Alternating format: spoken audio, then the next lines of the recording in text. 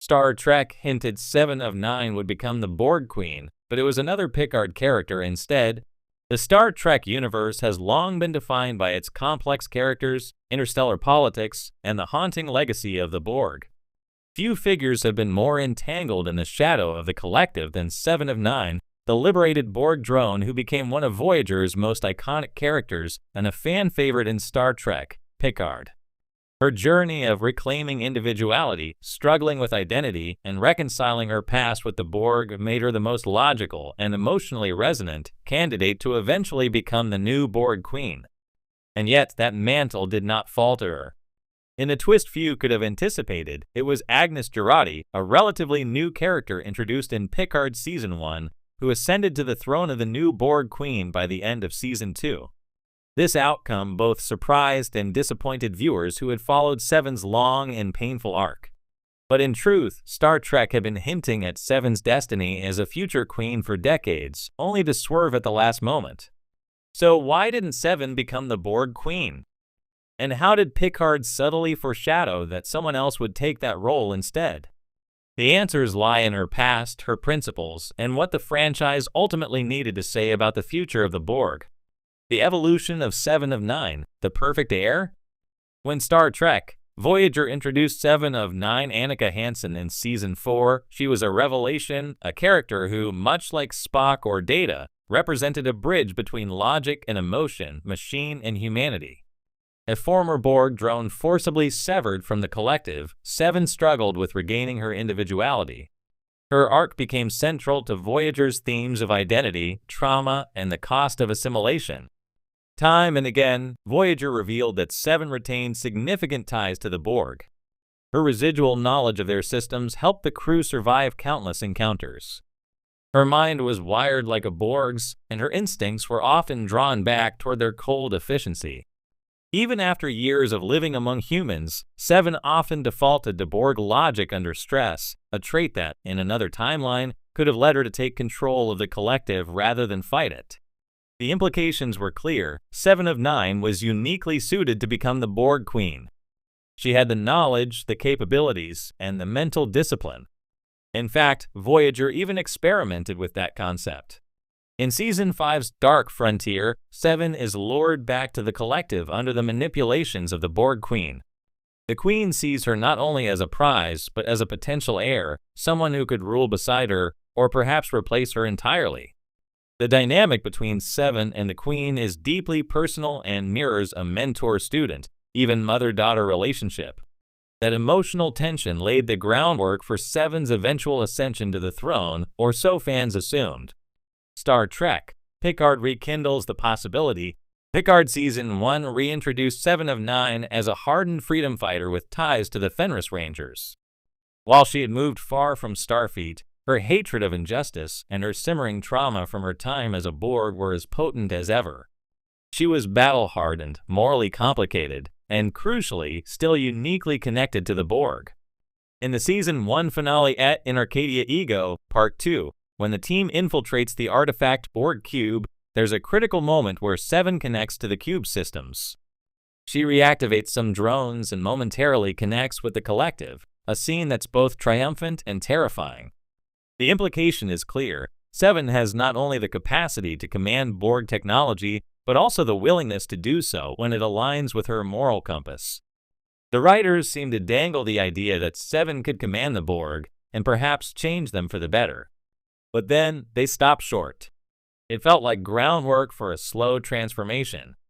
Could Seven, haunted by her past yet driven by compassion, become the first benevolent Borg Queen?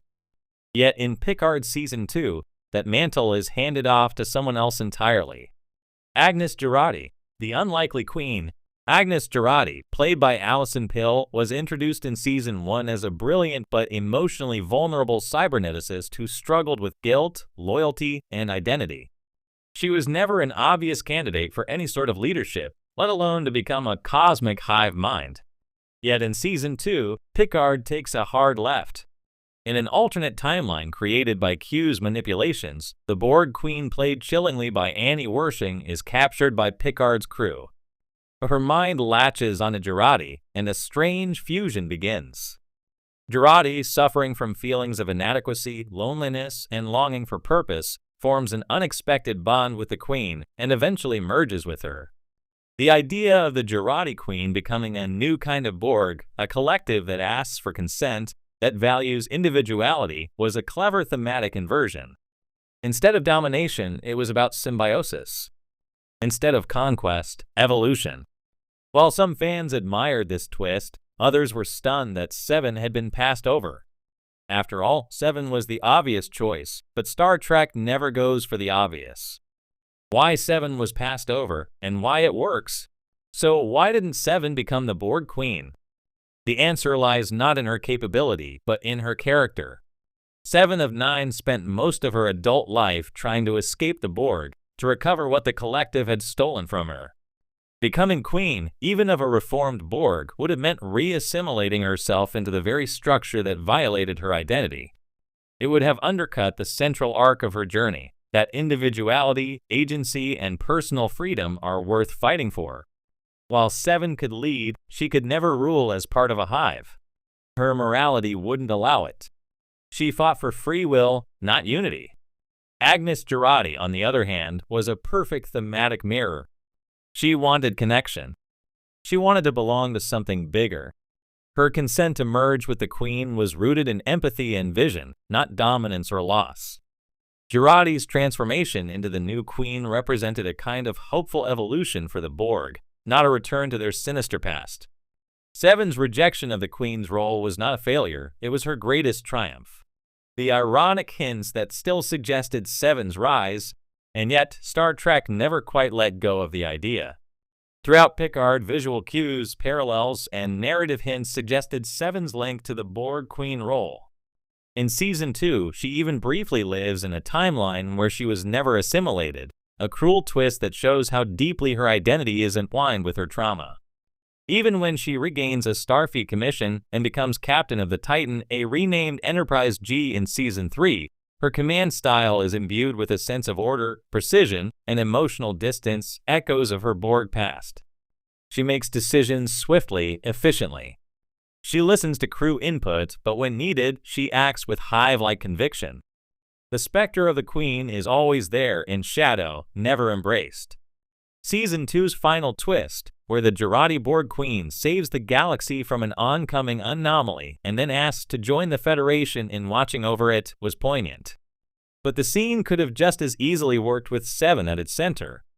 Jurati stood in the role, but 7's fingerprints were on the throne. 7's true destiny wasn't the Borg, it was Starfleet. The final and most poetic twist comes in Picard Season 3. 7 finally earns the captain's chair. After decades of being an outsider, rejected by Starfleet due to her Borg history, distrusted by many for her blunt demeanor, she takes her place among the great captains of the franchise. That evolution is far more powerful than making her queen. It completes a redemptive arc that began in Voyager. It shows that the Federation, for all its flaws, is capable of growth and forgiveness. And it proves that 7, who once could barely speak without Borg detachment, can inspire a crew, command a ship, and protect a future. In some ways, the Queen's throne would have been easier, more natural for someone wired for command. But a starship's captaincy requires something,